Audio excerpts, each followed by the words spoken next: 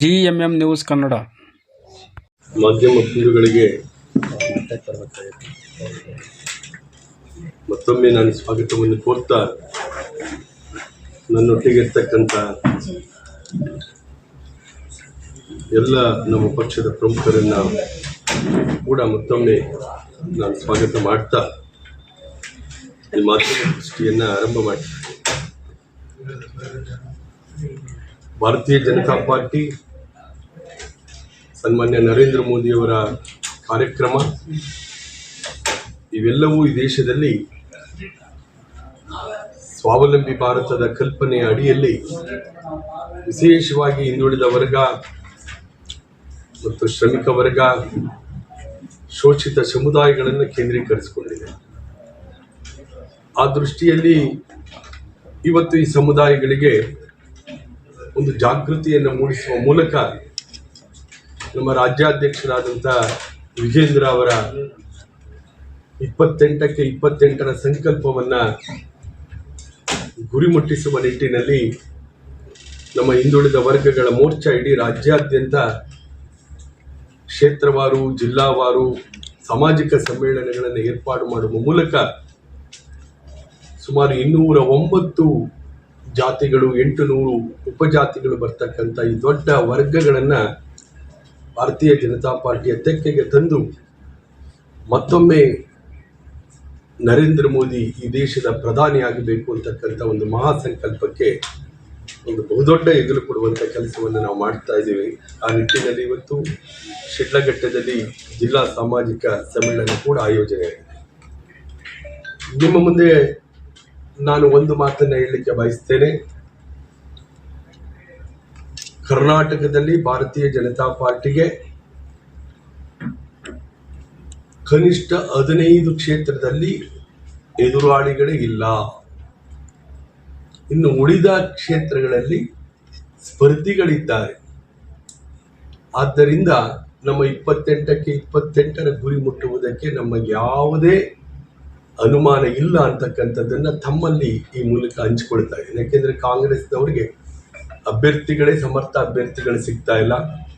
ಮತ್ತು ಇದುವರೆಗಿನ ಕರ್ನಾಟಕದ ಲೋಕಸಭಾ ಚುನಾವಣೆಗಳ ಫಲಿತಾಂಶವನ್ನು 98, 99ರಿಂದ ತೆಗೆದುಕೊಳ್ಳೋದಾದರೆ ಹಂತದಿಂದ ಹಂತಕ್ಕೆ 18, 2009, 2014,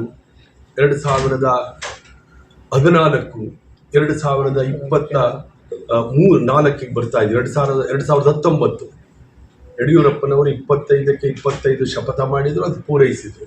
ಈಗ ವಿಜೇಂದ್ರ ಅವರು ಕೂಡ 28ಕ್ಕೆ 28 ಶಪಥ ಮಾಡಿದ್ದಾರೆ, ಅದು ಕೂಡ ಪೂರೈಸ್ತೀವಿ ಅಂತಕ್ಕಂಥ ವಿಶ್ವಾಸವನ್ನು ವ್ಯಕ್ತ ಮಾಡ್ತಾ ವಿಶೇಷವಾಗಿ ಇವತ್ತು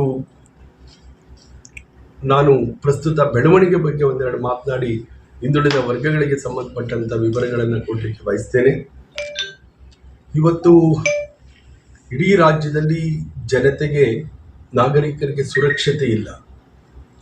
ಮೊನ್ನೆ ಬೆಂಗಳೂರಿನಲ್ಲಿ ಪಟ್ಟಾಂಬಯಲಿನಲ್ಲಿ ವ್ಯಾಪಾರ ಮಾಡ್ತಾ ಇದ್ದಂಥ ಒಬ್ಬ ವ್ಯಾಪಾರಿಯ ಮೇಲೆ ನೇರವಾಗಿ ನುಗ್ಗಿ ಹನುಮಾನ್ ಚಾಲೀಸ್ ಇವತ್ತು ಈ ದೇಶದಲ್ಲಿ ವಿಧಾನಸೌಧದೊಳಗೆ ಬಂದು ಪಾಕಿಸ್ತಾನಿ ಜಿಂದಾಬಾದ್ ಕೂಗುವಟ್ಟರ ಮಟ್ಟಿಗೆ ವಿದ್ರೋಹಿ ಶಕ್ತಿಗಳು ಬೆಳೆದು ನಿಂತಿದ್ದಾರೆಂದರೆ ಈ ದೇಶ ವಿದ್ರೋಹಿ ಶಕ್ತಿಗಳು, ಗುಂಡಾಗಳು, ಮಾಫಿಯಾಗಳಿಗೆ ಪೊಲೀಸರ ಭಯ ಇಲ್ಲದಂಥ ವಾತಾವರಣವನ್ನು ಸಿದ್ದರಾಮಯ್ಯ ನೇತೃತ್ವದ ಕಾಂಗ್ರೆಸ್ ಸರ್ಕಾರ ನಿರ್ಮಾಣ ಮಾಡಿದೆ.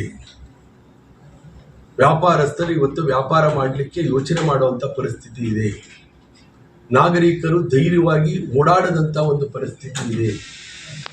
ಹನುಮಾನ್ ಚಾಲೀಸ್ ಆಡುವುದಕ್ಕೆ ಇವತ್ತು ಈ ನಿರ್ಬಂಧ, ದೌರ್ಜನ್ಯ, ದಬ್ಬಾಳಿಕೆ ನಡೆಯುತ್ತೆ ಅಂದರೆ ಬಹುಶಃ ಇಂಥ ಪರಿಸ್ಥಿತಿ ಇನ್ನು ಮುಂದೆ ಮುಂದುವರೆದು ಹೋದರೆ ಯಾವ ಪರಿಸ್ಥಿತಿಗೆ ಕರ್ನಾಟಕ ಬರಬಹುದು ಅನ್ನುವ ಆತಂಕ ಈ ನಾಡಿನ ಜನತೆಯನ್ನು ಕಾಡ್ತಾ ಇದೆ.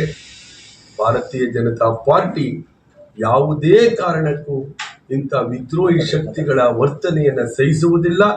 ಅತ್ಯಂತ ದೊಡ್ಡ ಮಟ್ಟದಲ್ಲಿ ಉತ್ತರ ಕೊಡಬೇಕಾದಂಥ ಸಂದರ್ಭ ಬರ್ತದೆ. ಸರ್ಕಾರ ಮಲಗಿರುವ ಪೊಲೀಸ್ ಇಲಾಖೆಯನ್ನು ಈ ಕೂಡಲೇ ಎಚ್ಚೆತ್ತು ದುಷ್ಟ ಶಕ್ತಿಗಳ ಮೇಲೆ ಕ್ರಮ ತೆಗೆದುಕೊಳ್ಳದೆ ಹೋದರೆ ಈ ರಾಜ್ಯದಲ್ಲಿ ಭಾರತೀಯ ಜನತಾ ಪಾರ್ಟಿ ಕೈಕಟ್ಟಿ ಕೂಡಲು ಸಾಧ್ಯ ಇಲ್ಲ ಎನ್ನುವ ಒಂದು ಸಂದೇಶವನ್ನ ತಮ್ಮ ಮೂಲಕ ಕೊಡಲಿಕ್ಕೆ ಬಯಸ್ತಾ ಇದ್ದಾರೆ. ಮತ್ತೆ ಹಿಂದುಳಿದ ವರ್ಗ ಇವತ್ತು ಕಾಂಗ್ರೆಸ್ ಸರ್ಕಾರ ಅನೇಕ ಯೋಜನೆಗಳನ್ನ ಇವತ್ತು ಕೊಟ್ಟಿದ್ದಾರೆ. ಭಾಗ್ಯಗಳ ಯೋಜನೆ ತಮಗೂ ಗೊತ್ತಿದೆ ಅದೆಷ್ಟು ಸಮರ್ಪಕವಾಗಿ ಜನರಿಗೆ ತಲುಪ್ತಾ ಇದೆ ಅಂತ. ನಾವು ಮಾತನಾಡಕ್ಕೆ ಹೋದ್ರೆ ಅದನ್ನ ಟೀಕೆ ಮಾಡಲಿಕ್ಕೆ ಮಾತನಾಡ್ತಾರೆ, ಇವರು ಸಹಿಸಕ್ಕಾಗದೆ ಮಾತನಾಡ್ತಾರೆ ಅಂತ. ಆದ್ರಿಂದ ನಾನು ಅದನ್ನ ಮಾತನಾಡ್ಲಿಕ್ಕೆ ಹೋಗೋದಿಲ್ಲ, ಜನ ಅದಕ್ಕೆ ಉತ್ತರ ಕೊಡ್ತಾರೆ. ಆದ್ರೆ ಈ ಯೋಜನೆಗಳ ನಡುವೆಯಲ್ಲಿ ಬಿಜೆಪಿ ಸರ್ಕಾರ ತಂದಂತ, ಯಡಿಯೂರಪ್ಪನವರು ತಂದಂತ ಅದ್ಭುತವಾದ ಯಾವ ಒಂದು ಸ್ತ್ರೀ ಕುಲ, ಈ ಸರ್ಕಾರದಲ್ಲಿ ಸ್ತ್ರೀಯರಿಗೆ ಕೂಡ ರಕ್ಷಣೆ ಇಲ್ಲ. ಅನೇಕ ಘಟನೆಗಳು, ಅತ್ಯಾಚಾರ ಘಟನೆಗಳು, ಸ್ತ್ರೀ ಕುಲದ ಸಂರಕ್ಷಣೆ ಮತ್ತು ಸ್ತ್ರೀ ಕುಲ ಒಂದು ಸ್ವಾಭಿಮಾನಕ್ಕೋಸ್ಕರ ಮತ್ತೆ ಏನು ಇವತ್ತು ನಮ್ಮಲ್ಲಿ ಹೆಣ್ಣು ಮಕ್ಕಳ ಮೇಲೆ ದೌರ್ಜನ್ಯ ನಡೀತಿದೆ, ಇವತ್ತು ಭ್ರೂಣ ಹತ್ಯೆ ಆಗ್ತಾ ಇದೆ. ಇದನ್ನೆಲ್ಲ ತಡೆಯುವ ದಿಕ್ಕಿಂದ ಪುರಂದರದಾಸರ ಭಾಗ್ಯದ ಲಕ್ಷ್ಮೀ ಬಾರಮ್ಮ ಕಲ್ಪನೆಯ ಅಡಿಯಲ್ಲಿ ಭಾಗ್ಯಲಕ್ಷ್ಮಿ ಯೋಜನೆಯನ್ನು ತಂದ್ರು ಅದು ಸಂಪೂರ್ಣ ನೆನಗುದಿಗೆ ಬೀಳಿಸುವಂತ ಕೆಲಸ ನಡೀತಾ ಇದೆ. ಭಾಗ್ಯಗಳನ್ನು ಕೊಡುವ ಹೆಸರಿನಲ್ಲಿ ಹೆಣ್ಣು ಮಕ್ಕಳ ಭಾಗ್ಯದ ಬಾಗಿಲನ್ನು ಮುಚ್ಚುತ್ತಾ ಇದೆ ಈ ಸರ್ಕಾರ ಅಂತಕ್ಕಂಥದ್ದನ್ನು ಕೂಡ ಈ ಸಂದರ್ಭದಲ್ಲಿ ಹೇಳಲಿಕ್ಕೆ ಬಯಸ್ತೀನಿ. ಸೈಕಲ್ ವಿತರಣೆ ಕೂಡ ಸೈಕಲ್ ಪಂಚರ್ ಆಗಿ ನಿಂತಿದೆಯೇನೋ ಅನ್ನುವ ರೀತಿಯಲ್ಲಿ ಇವತ್ತು ಅದು ಕೂಡ ಸ್ಥಗಿತಗೊಂಡಿದೆ. ಈ ರೀತಿ ಅನೇಕ ಯೋಜನೆಗಳು.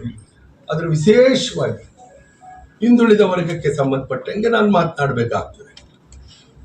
ಇವತ್ತು ಪ್ರಧಾನಿ ನರೇಂದ್ರ ಮೋದಿ ಅವರು 13,000 ಕೋಟಿಯನ್ನ ವಿಶ್ವಕರ್ಮ ಯೋಜನೆಯಲ್ಲಿ, ಮೇಕ್ ಇನ್ ಇಂಡಿಯಾ ಆಗ್ಬೋದು, ಕೌಶಲ್ಯ ಭಾರತ್ ಆಗ್ಬೋದು, ಇವೆಲ್ಲವೂ ಕೂಡ ಹಿಂದುಳಿದ ವರ್ಗಗಳ ಕಲ್ಯಾಣ ಮತ್ತು ಕಸುಬು ಆಧಾರಿತ ಸಮುದಾಯಗಳಿಗೆ, ನಮ್ಮ ನಾಡಿನ ಬಸವಣ್ಣನವರ ಕಲ್ಪನೆಯ ಕಾಯಕ ತತ್ವದಿಂದ ಪ್ರೇರಿತರಾದಂಥ, ಸ್ವದೇಶಿ ಚಳುವಳಿಯಿಂದ ಪ್ರೇರಿತರಾದಂಥ ಪ್ರಧಾನಿಯವರು ಸ್ವಾವಲಂಬಿ ಭಾರತದ ಮೂಲಕ ಈ ದೇಶೀಯ ಉತ್ಪನ್ನಗಳು, ಕಸುಬು ಆಧಾರಿತ ಸಮುದಾಯಗಳಿಗೆ ಶಕ್ತಿ ಕೊಡುವ ಯೋಜನೆಯನ್ನು ಮಾಡ್ತಿದ್ರೆ, ಕರ್ನಾಟಕದಲ್ಲಿ ದೇವರಾಜ ಅರಸರು ಅತ್ಯಂತ ಕಲ್ಪನೆಯಿಂದ ತಂದಂತ ಹಿಂದುಳಿದ ವರ್ಗಗಳ ಅಭಿವೃದ್ಧಿ ನಿಗಮ, ಈಗ ಅದಕ್ಕೆ ದೇವರಾಜ ಅರಸು ಅಭಿವೃದ್ಧಿ ನಿಗಮ ಅಂತಾನೆ ಹೆಸರಿದೆ. ಅಭಿವೃದ್ಧಿ ನಿಗಮದಲ್ಲಿ ಇವತ್ತು 209 ಜಾತಿಗಳು ಬರ್ತಾ ಇದ್ದು, ಅದರಲ್ಲಿ ಇವತ್ತು ಕೆಲವು ಜಾತಿಗಳಿಗೆ ಉಪ್ಪಾರ ನಿಗಮ ಆಗ್ಬೋದು, ವಿಶ್ವಕರ್ಮ ನಿಗಮ ಆಗ್ಬೋದು, ಮತ್ತೆ ನಮ್ಮ ಬಲಿಜ ನಿಗಮ ಆಗ್ಬೋದು, ಈಗ ಅಸ್ತಿತ್ವಕ್ಕೆ ಬಂದಿದೆ, ಆಡುಗೊಲ್ಲ ನಿಗಮ, ಸವಿತಾ ನಿಗಮ, ಈ ರೀತಿ ಎಲ್ಲ ಸಮುದಾಯಗಳಿಗೆ ಪ್ರತ್ಯೇಕ ನಿಗಮಗಳನ್ನು ಮಾಡುವ ಮೂಲಕ ಈ ಸಮುದಾಯಗಳಲ್ಲಿ ನಿರುದ್ಯೋಗಿಗಳಿಗೆ ಮತ್ತೆ ವೃತ್ತಿ ಆಧಾರಿತವಾದಂಥ ಬಂಧುಗಳಿಗೆ ಮತ್ತೆ ವಿದ್ಯಾರ್ಥಿಗಳಿಗೆ, ವಿದ್ಯೆಯನ್ನ ಕಲಿತಕ್ಕಂಥ ನಮ್ಮ ವಿದ್ಯಾರ್ಥಿಗಳಿಗೆ ಅವರಿಗೆ ಉತ್ತೇಜನ ಶುಲ್ಕವನ್ನು ಕೊಡ್ತಕ್ಕಂಥ ಅನೇಕ ಅರಿವು ಅಂತಕ್ಕಂಥ ಯೋಜನೆಯನ್ನ ಮೂಲಕ ಕೊಡ್ತಾ ಇರ್ತಕ್ಕಂಥದ್ದನ್ನ ತಾವೆಲ್ಲ ನೋಡಿದ್ದೀರಿ. ತಾವು ಕೂಡ ಅನೇಕರು ಈ ನಿಗಮಗಳ ಮೂಲಕ ಪಡೆದುಕೊಡ್ತಾ ಇದ್ದೀವಿ. ಆದರೆ ಈ ಭಾಗ್ಯಗಳ ಯೋಜನೆಯಲ್ಲಿ ಯಾವ ಹಿಂದುಳಿದ ವರ್ಗದ ಚಾಂಪಿಯನ್ ಅಂತ ಹೇಳ್ಕೊಂಡಂತ ಸಿದ್ದರಾಮಯ್ಯ ಹಿಂದುಳಿದವರ ಸಂಪೂರ್ಣ ಹಿತಾಸಕ್ತಿಯನ್ನ ಕಡೆಗಣಿಸಿ ಈ ನಿಗಮಗಳಿಗೆ ಬೀಗ ಜಡಿಯಲು ಹೊರಟಿದ್ದಾರೆ. ಈ ನಿಗಮಗಳಿಗೆ ಯಾವುದೇ ರೀತಿಯ ಅನುದಾನ ಇವತ್ತವರೆಗೂ 1 ರೂಪಾಯಿಗೂ ಬಂದಿಲ್ಲ.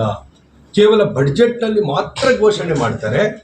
ಆದರೆ ಒಂದೇ 1 ರೂಪಾಯಿ ತಾವು ಕೂಡ ತಮ್ಮ ಜಿಲ್ಲಾ ಕೇಂದ್ರದಲ್ಲಿ ವಿಚಾರ ಮಾಡಬಹುದು. ಈ ವರ್ಷದ ಬಡ್ಜೆಟ್ ಅಲ್ಲಿ ಘೋಷಣೆ ಆಗಿರ್ತಕ್ಕಂಥ ಒಂದೇ 1 ರೂಪಾಯಿನೂ ಈ ನಿಗಮಗಳಿಗೆ ಬಂದಿಲ್ಲ. ಅಂದರೆ ಈ ಯಾವ ಹಿಂದುಳಿದ ವರ್ಗ ಅಹಿಂದ ಹೆಸರಿನಲ್ಲಿ ಬಂದಂತ ಸಿದ್ದರಾಮಯ್ಯನವರು ಹಿಂದುಳಿದವರ ಅವರ ಬದುಕಿಗೆ ಕತ್ತಲನ್ನ ನಿರ್ಮಾಣ ಮಾಡಿದ್ದಾರೆ. ಈ ನಿಗಮಗಳನ್ನೇ ಆಶ್ರಯಿಸಿ ಇವತ್ತು ಬದುಕು ಕಂಡುಕೊಳ್ಬೇಕು ಅನ್ನೋಂಥವರ ಒಂದು ನಿರೀಕ್ಷೆಯನ್ನ, ಅವರ ಒಂದು ಹಕ್ಕುಗಳನ್ನ ಇವತ್ತು ಕಸೀತಾ ಇದ್ದಾರೆ ಅಂತಕ್ಕಂಥದ್ದನ್ನ ತಮ್ಮ ಮೂಲಕ ಹೇಳಲಿಕ್ಕೆ ಬರ್ತದೆ. ಇದು ಯಾವ ರೀತಿ ಅಂತ ಹೇಳಿದ್ರೆ 2022-23 ತಮಗೆ ದಾಖಲೆಗಳನ್ನು ಕೊಡ್ತಿದ್ದೀನಿ. ದಾಖಲೆಗಳನ್ನ ಮಾತನಾಡಲ್ಲ ನಾನು, ದಾಖಲೆಗಳನ್ನ ಕೊಡ್ತಾ ಇದ್ದೀನಿ ತಮಗೆ. 2022-23 ಸನ್ಮಾನ್ಯ ಬಸವರಾಜ ಬೊಮ್ಮಾಯಿ ಅವರ ಸರ್ಕಾರ ಇತ್ತು. ಬಸವರಾಜ ಬೊಮ್ಮಾಯಿ ಅವರ ಸರ್ಕಾರ, ನಮ್ಮ ಸರ್ಕಾರ ಅವತ್ತು ದೇವರಾಜ ಅರಸರ ನಿಗಮಕ್ಕೆ ಬಿಡುಗಡೆ ಮಾಡಿದ್ದು 190 ಕೋಟಿ ರೂಪಾಯಿಗಳು. ಆದರೆ ಸಿದ್ದರಾಮಯ್ಯನವರು ಬಂದ ಮೇಲೆ ಎಷ್ಟು ಮಾಡಬೇಕು ಸ್ವಾಮಿ? ಕಳೆದ ವರ್ಷ, ಈ ವರ್ಷ 22-24 100 ಕೋಟಿ ಅಂತ ಘೋಷಣೆ ಮಾಡಿದ್ದು, ಕೊಟ್ಟಿದ್ದು ಬರೀ 50 ಕೋಟಿ. ಇದು ಹಿಂದುಳಿದ ವರ್ಗದ ಬಗ್ಗೆ ನಿಮ್ ಕಾಳಜಿನ? ನೋಡಿ, ಮರಾಠ ನಿಗಮ, ಆ ನಿಗಮಕ್ಕೆ ಕೂಡ ಘೋಷಣೆ ಮಾಡಿದ್ದು 50, ಕೊಟ್ಟಿದ್ದು ಕೇವಲ 25 ಕೋಟಿ ಮಾತ್ರ. ವಿಶ್ವಕರ್ಮ ನಿಗಮ, ಇಡೀ ನಮ್ಮ ಸಮುದಾಯಗಳಿಗೆ ಒಂದು ಶ್ರೇಷ್ಠ ಕಾಯಕ ಸಮುದಾಯ, ಅದು ಒಂದು ನಿಗಮ, ಘೋಷಣೆ ಮಾಡಿದ್ದು 13, ನಾವು ಕೊಟ್ಟಿದ್ದು 25. ಅದನ್ನು ನೋಟ್ ಮಾಡ್ಕೊಳ್ಳಿ. ನಾವು ಕೊಟ್ಟಿದ್ದು 25, ಅಷ್ಟಾದ್ರೂ ಕೊಡ್ಬೇಕಿತ್ತಲ್ಲ, ಇಲ್ಲ, 13 ಘೋಷಣೆ ಮಾಡಿದ್ರು, ಕೊಟ್ಟಿದ್ದು ಕೇವಲ 6.5 ಕೋಟಿ. ಇದು ನಿಮ್ಮ ಹಿಂದುಳಿದ ವರ್ಗದ ಕಾಳಜಿನ? ಅದೇ ರೀತಿ ಅಂಬಿಗರ ನಿಗಮಕ್ಕೆ ನಾವು ಕೊಟ್ಟಿದ್ದು 25, ಇವ್ರು ಘೋಷಣೆ ಮಾಡಿದ್ದು 9, ಕೊಟ್ಟಿದ್ದು ಬರೀ 4.5 ಕೋಟಿ. ನನ್ನ ಹತ್ರ ದಾಖಲೆ ಇದೆ, ಕೊಡ್ತಾ ಇದ್ದೀನಿ. ಉಪ್ಪಾರ ನಿಗಮ ಒಂದು ಹಿಂದುಳಿದ ವರ್ಗದ ದೊಡ್ಡ ಸಮುದಾಯ, ಬಡವರು ಇರ್ತಕ್ಕಂಥ ಸಮುದಾಯ, ನಾವು ಕೊಟ್ಟಿದ್ದು 25, ಇವ್ರು ಘೋಷಣೆ ಮಾಡಿದ್ದು 9, ಆದ್ರೆ ಕೊಟ್ಟಿದ್ದು ಬರೀ 4.5 ಕೋಟಿ. ಈ ಸಮುದಾಯಗಳು ಎಚ್ಚೆತ್ತುಕೊಳ್ಬೇಕು. ಯಾರು ಈ ಸಮುದಾಯಗಳಿಗೆ ವಂಚನೆಯನ್ನು ಮಾಡುತ್ತಿದ್ದಾರೆ, ನಮ್ಮ ಮತಗಳನ್ನ, ಹಿಂದುಳಿದವರ ಹೆಸರಿನಲ್ಲಿ ಮತಗಳನ್ನು ಪಡೆದು ನಮ್ಮ ಅಭಿವೃದ್ಧಿಗೆ ಮೀಸಲಾದಂತ ನಿಗಮಗಳಿಗೆ ಇವತ್ತು ಬೀಗ ಜಡಿಯಲು ಹೊರಟು ಅನುದಾನವನ್ನು ಪಡೆದು ಇವತ್ತು ತೊಂದರೆ ಕೊಡ್ತಿದ್ದೀರಲ್ಲ, ನಿಮ್ಗೆ ಯಾವ ಹಿಂದುಳಿದ ವರ್ಗಗಳ ಬಗ್ಗೆ ಕಾಳಜಿ ಇದೆ? ನಾನೊಬ್ಬ ಹಿಂದುಳಿದ ವರ್ಗದ ಚಾಂಪಿಯನ್ ಅಂತ ಹೇಳಿಕೊಡುವುದಕ್ಕೆ ಸಿದ್ದರಾಮಯ್ಯನವರೇ ನಿಮಗೆ ಯಾವ ನೈತಿಕ ಹಕ್ಕಿದೆ ಅಂತ ನಾನು ಕೇಳ್ತಾ ಇದ್ದೀನಿ. ಇವತ್ತು ಸವಿತಾ ನಿಗಮಕ್ಕೆ ಕೂಡ ನಾವು 10 ಕೋಟಿ ಕೊಟ್ಟು, ಇವ್ರು 5 ಘೋಷಣೆ ಮಾಡಿದ್ರು, ಬರೀ 2.5 ಕೋಟಿ ಸಾಕ? 2.5 ಕೋಟಿ ಸವಿತಾ ಸಮುದಾಯ ಕೊಟ್ಟಿದ್ದು. ಈಗ 1 ರೂಪಾಯಿನೂ ಕೊಟ್ಟಿಲ್ಲ ಈ ವರ್ಷ, ಅದು ಬೇರೆ. ಮಡಿವಾಳ ನಿಗಮ, ಎಷ್ಟು ಬಡವರು ನಿಮ್ಗೆ ಗೊತ್ತಿದೆ, ನಾವು ಕೊಟ್ಟಿದ್ದು 15 ಕೋಟಿ. ಅಂದ್ರೆ ಇವ್ರು ಬಂದ್ಮೇಲೆ ಡಬಲ್ ಆರು ಕೊಡ್ಬೇಕಿತ್ತು, ಅಷ್ಟೇನಾರು ಕೊಡ್ಬೇಕಿತ್ತು. ಓನ್ಲಿ ಘೋಷಣೆ ಮಾಡಿದ್ದು ಬರಲಿಲ್ಲ, 9 ಕೋಟಿ ಹೇಳಿದ್ರು, ಬರೀ 4.5 ಕೋಟಿ.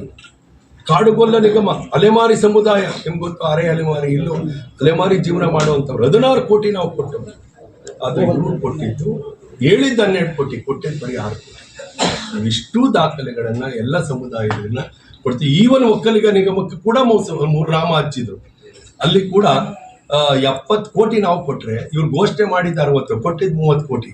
ಒಕ್ಕಲಿಗ ಲಿಂಗಾಯತ ನಿಗಮಕ್ಕೆ ನಾವು ಕೊಟ್ಟಿದ್ದು 100 ಕೋಟಿ, ಆದ್ರೆ ಇವ್ರು 60 ಹೇಳಿದ್ರು, ಕೊಟ್ಟಿದ್ದು ಬರೀ 30. ಅಂದ್ರೆ ಆ ಸಮುದಾಯದಲ್ಲಿ ಇರ್ತಕ್ಕಂಥ ಬಡವರಿಗೂ ಅದು ಸರ್ವಿಸ್. ಇಂಥ ದಾಖಲೆಗಳ ಸಹಿತ ಹೇಳ್ತಾ ಇದ್ದೀನಿ. ಈ ಸರ್ಕಾರಕ್ಕೆ ಹಿಂದುಳಿದವರ ಬಗ್ಗೆ ಯಾವ ಕಾಳಜಿಯೂ ಇಲ್ಲ. ಕೇವಲ ಮತ ಬ್ಯಾಂಕ್ ಆಧಾರಿತ ರಾಜಕಾರಣ ಮಾಡಿ, ಮನಿ ಎಕ್ಸ್ಚೇಂಜ್ ತರ, ನೀವು ಫಾರಿನ್ ಹೋದ್ರೆ ನಾವು ಇಂಡಿಯನ್ ಕರೆನ್ಸಿ ಕೊಟ್ಟು ಆ ದೇಶದ ಕರೆನ್ಸಿ ತಗೊಳ್ತೀವಿ.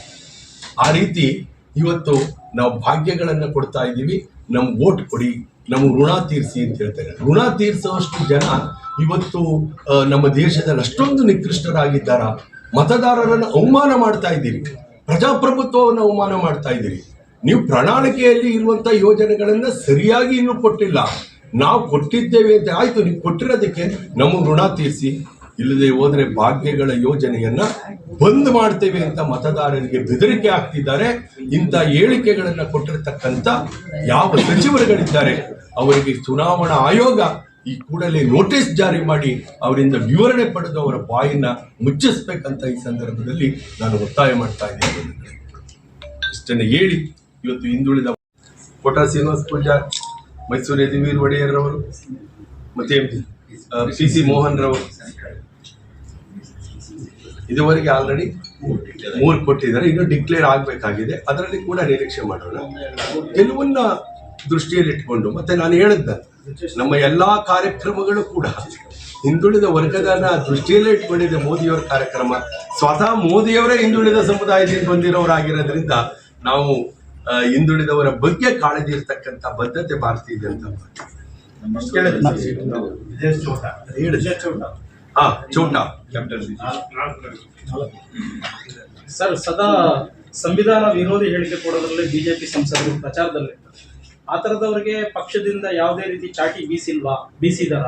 ಮತ್ತೆ ಈ ಸಂವಿಧಾನ ಹೇಳಿಕೆ ಯಾವುದೇ ಕ್ಷಣದಲ್ಲಿ ಅದಕ್ಕೆ ಭಾರತೀಯ ಜನತಾ ಪಾರ್ಟಿ ಉತ್ತರ ಕೊಡ್ತಾ ಇದೆ. ಚಾಟಿ ಬೀಸುತ್ತೋ, ಮತ್ತೆ 400 ಸೀಟುಗಳು ನೀವು ಕೊಟ್ರೆ ಸಂವಿಧಾನ ಬದಲಾವಣೆ ಮಾಡ್ತೀವಿ ಅಂತ ಹೇಳ್ತಾರೆ. ಬದಲಾವಣೆಗೆ ಮತ್ತು ತಿದ್ದುಪಡಿಗೆ ಅವರ ಹೇಳಿಕೆಗೆ ಭಾರತೀಯ ಜನತಾ ಪಾರ್ಟಿಯ ಯಾವ ಮಾನ್ಯತೆಯೂ ಇಲ್ಲ. ಅದು ಪಕ್ಷದ ಅಧಿಕೃತ ಹೇಳಿಕೆ ಅಲ್ಲ. ಆ ರೀತಿಯಾದಂತ ಯಾವುದೇ ಅಸಂಬದ್ಧ ಹೇಳಿಕೆಗಳಿಗೆ ಹೇಳಿಕೆ ನೀಡಿದವರು ತಕ್ಕ ಬೆಲೆ ತೆತ್ತುತ್ತಾರೆ.